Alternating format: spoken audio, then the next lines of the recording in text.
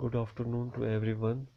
Myself Amir Makbul Mughal from GHS Gamir Brahmana Rajouri. Today our topic is on sustainable development. This is for level 2 students for sector IT ITES. So let's start today's topic. आज के हमारे content क्या रहने वाले हैं। सबसे पहले हम पढ़ेंगे what is sustainable development, importance of sustainable development, problem related to sustainable development and sustainable development goal. तो ये आज के हमारे टॉपिक्स रहने वाले हैं, एक एक करके हम इनको डिस्कस करेंगे। सबसे पहले सस्टेनेबल डेवलपमेंट क्या होता है। तो sustainable development is the development that satisfy the need of present without compromising the capacity of future generation. ये कह रहे हैं कि हमारे पास सस्टेनेबल डेवलपमेंट एक ऐसी डेवलपमेंट होती है जिसमें हम प्रेजेंट्स की नीड को सेटिस्फाई तरीके से हासिल कर सकें, लेकिन उसमें एक चीज़ का जो है ध्यान रखना है कि हम जो भी प्रेजेंट की नीड्स को हासिल कर रहे हैं उससे फ्यूचर के अंदर हमें कोई भी प्रॉब्लम्स ना हो या आने वाली नस्लों को कोई भी प्रॉब्लम्स उससे ना हो। उसे हम बोलते हैं sustainable development. Granting the balance between economic growth, care for the environment and social welfare. और इस चीज़ की गारंटी हमें लेनी पड़ेगी कि हमें जो है एक बैलेंस जो होता है इकोनॉमिक ग्रोथ का, इन्वायरमेंट का और सोशल वेलबींग जैसे सोसाइटी का, इन तीनों का बैलेंस जो है वो बिगड़ना नहीं चाहिए। कोई भी नीड जो हम पूरी कर रहे हैं जिससे हम सस्टेनेबल डेवलपमेंट बोलेंगे, उसके अंदर इन तीनों चीज़ों का बैलेंस जो है वो बिगड़ना नहीं चाहिए। कौन सी तीन चीज़ें हैं? सोसाइटी का जहन में रखना है, इकोनॉमी का जहन में रखना है और इन्वायरमेंट का जहन में रखना है। सोसाइटी के रिलेटेड जो जो फैक्टर्स हैं वो भी डिस्टर्ब नहीं होने चाहिए। इकोनॉमिक्स के रिलेटेड जो जो हमारे पास फैक्टर हैं वो भी इससे जो है वो अनबैलेंस नहीं होने चाहिए। और इन्वायरमेंट के रिलेटेड जो जो हमारे पास फैक्टर है वो भी अनबैलेंस नहीं होने चाहिए। तो इन तीनों चीज़ों को जहन में रख के हम एक डेवलपमेंट हासिल करते हैं अपने प्रेजेंट के लिए, और फ्यूचर का भी सोच के जो डेवलपमेंट हम हासिल करते हैं उसे हम सस्टेनेबल डेवलपमेंट बोलते हैं।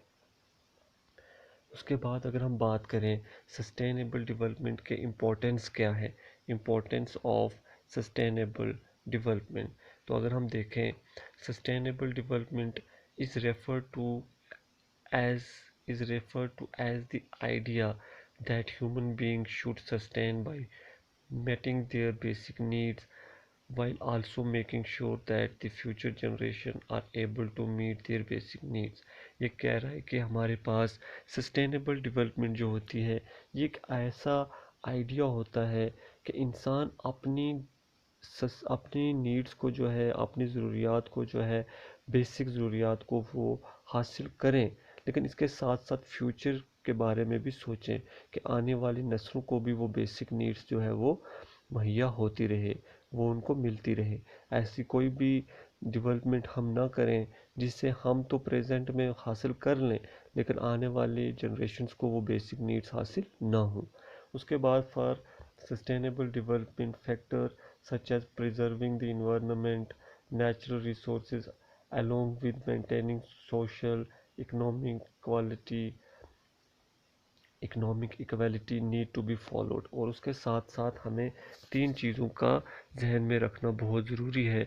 जैसे मैं बता चुका हूँ कि इन्वायरमेंट के रिलेटेड वो भी कोई भी ऐसी डेवलपमेंट हमने नहीं करनी है जिससे इन्वायरमेंट को प्रॉब्लम हो, नेचुरल रिसोर्स को प्रॉब्लम हो, फिर सोसाइटी को प्रॉब्लम हो और इन्वायरमेंट को या इकोनॉमिक को प्रॉब्लम हो। ऐसी भी हमें कोई भी सस्टेनेबल डेवलपमेंट जो है वो नहीं करनी है। हमें इन तीनों चीज़ों का जहन में रखना है। The concept of sustainable development can be also referred to as environmentally sustainable economic growth।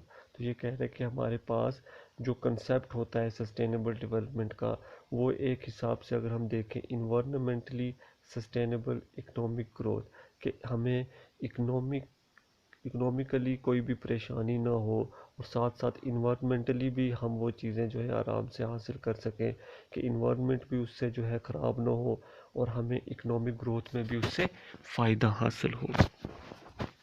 उसके साथ साथ sustainable development looks to create a balance between economic environment and society. तो तीन चीज़ों का जो है एक बैलेंस रहता है, इन्वायरमेंट का, इकोनॉमिक का और सोसाइटी का।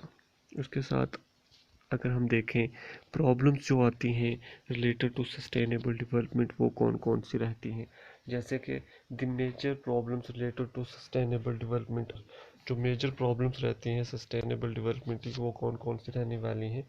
सबसे पहले food, the amount of rich fertile land needed to grow crop such as wheat rice etcetera. ये कह रहे हैं कि हमें amount of rich fertile land, हमें ऐसी लैंड की ज़रूरत पड़ती है जिसमें फर्टाइल लैंड हो, आराम से हम कोई भी क्रॉप वहाँ पे ग्रो कर सकें।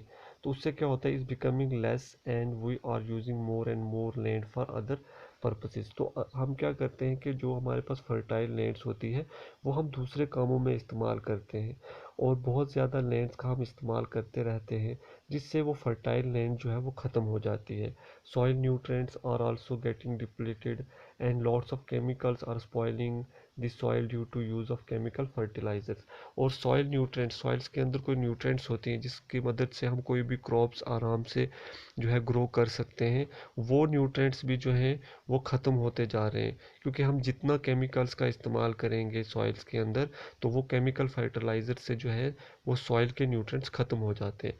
तो ये जो फूड हम हासिल करते हैं, अगर हम इन चीज़ों का इस्तेमाल करेंगे कि सॉइल न्यूट्रिएंट्स ख़त्म हो जाए या हमारे पास फर्टाइल लैंड्स ख़त्म हो जाए, तो फूड जो एक ऐसी ज़रूरत है, एक ऐसी हमारे पास ज़रूरत है जो आने वाली नस्लों को भी इस चीज़ की ज़रूरत रहेगी। तो अगर हम सारी की सारी चीज़ें जो है रिलेटेड टू फर्टाइल लैंड वो ख़त्म कर दें, सॉइल न्यूट्रिएंट्स जो है केमिकल्स का इस्तेमाल करके उनको ख़त्म कर दें, तो आने वाली नस्लें जो हैं वो फूड हासिल करने में उनको प्रॉब्लम्स होगी।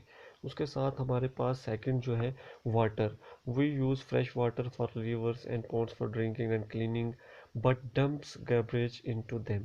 हम कह रहे हैं कि हम पीने के लिए तो साफ़ पानी का इस्तेमाल करते हैं रिवर से पॉन्ड से, लेकिन क्या करते हैं कि फिर उन्हीं पानी के बीच में हम जो है अपना गंदा वेस्ट जो होता है गार्बेज वगैरह जो होता है वो डाल देते हैं। उससे क्या होता है the river and ports are getting polluted. तो जितना हम गंद उनके बीच में डालेंगे तो वो पानी जो है वो पोल्यूटेड होता रहेगा। This way after several years we will have no clean water for our use. तो इससे क्या होगा कि आने वाले कुछ टाइम्स के बाद हमें साफ़ पानी नहीं मिलेगा। तो वही कि फ्यूचर की जनरेशन्स को इस चीज़ की भी ज़रूरत है। वाटर जो एक बेसिक नीड्स है, अगर आज हम तो हासिल कर रहे हैं लेकिन अगर हम इसको पोल्यूटेड कर रहे हैं तो आने वाली नस्लें जो हैं इससे फ़ायदा हासिल नहीं कर सकेंगे। तो इसके बारे में भी देखना है। उसके साथ साथ फ्यूल, फ्यूल हमारे पास we are using a lot of water from trees, we use a lot of wood, sorry, we use a lot of wood from trees as fuels for constructions of homes and future। ये कह रहा है कि हम बहुत ज़्यादा woods का इस्तेमाल कर रहे हैं जो हमें ट्रीज से मिलती हैं एज फ्यूल ईंधन के तौर पे, और फिर कंस्ट्रक्शन के तौर पे भी वुड्स का हम इस्तेमाल करते हैं घरों के फर्नीचर बनाने के लिए, घर बनाने के लिए। As more and more trees are being cut its affected the climate of the place. तो जितने हम दरख्तों को काटेंगे उतना क्लाइमेट को असर होगा, उतना जो है आने वाली जनरेशन्स को फ्यूल्स के लिए जो है प्रॉब्लम्स बनेंगी। तो हमें भी जो है ज़्यादा इन चीज़ों के बारे में सोचना है कि हमें ज़्यादा ट्रीज़ नहीं कट करने, और अगर हम ट्रीज़ कट कर भी रहे हैं तो हमें जो मतलब पुराने जो काफ़ी ओल्ड वाले ट्रीज़ होते हैं उनको कट करने और उनकी जगह नए ट्रीज़ जो हैं वो प्लांट करने हैं। इससे ये होगा कि हमें फ्यूल्स, आने वाली नस्लों को फ्यूल्स की ज़रूरत पड़ेगी तो वो भी आसानी से फ्यूल्स हासिल कर सकेंगे। तो फूड वाटर फ्यूल्स ये बेसिक नीड्स हैं, ये हम भी हासिल करें लेकिन हासिल करते करते करते हुए हम फ्यूचर की जनरेशन का भी सोचें। उसके अलावा अगर हम बात करें तो सस्टेनेबल डेवलपमेंट के कुछ गोल्स हैं, ये 17 गोल्स होते हैं। कौन कौन से हैं, जैसे अगर हम देखें हमारे पास नो पॉवर्टी ये गोल है, ठीक है। उसके बाद हमारे पास जो है ये सारे गोल्स बताए हुए हैं यहाँ पे, आप इन सारे गोल्स को, ज़ीरो हंगर्स, कोई भी भूखा ना रहे, good health and welfare, quality education, ये सारे के सारे आपको क्या मिलेंगे, जेंडर इक्वलिटी, अच्छा क्लीन वाटर, ये हमारे पास ये सारा के सारे 18 जो भी यहाँ पे बताए हुए हैं, ये आपने कॉपीज़ पे नोट करने हैं। ये हमारे पास ऐसे 17 गोल्स हैं जिससे हम सस्टेनेबल डेवलपमेंट हासिल कर सकते हैं और फ्यूचर आने वाली जनरेशन के बारे में भी सोच सकते हैं। तो ये सारे आपने नोट्स करनी है अपने बुक्स के अंदर। तो आज के लिए इतना ही था, होप्स आपको समझ आई होगी। तो thank you, stay home and stay safe.